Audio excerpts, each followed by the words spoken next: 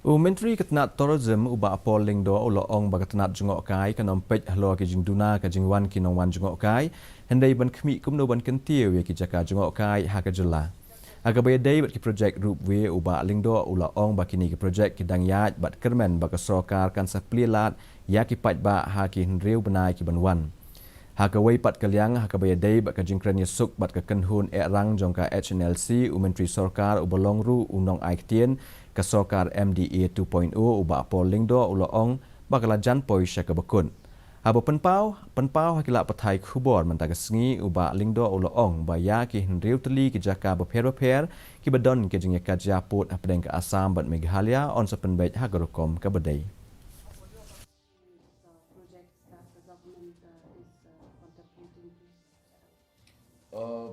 Right away, all I can state is that we are in the process of finalizing the state budget. So depending on the budget allocation for the Department of Tourism, depending on central funds that will be made available to us, depending on externally aided projects, cumulatively this will work into,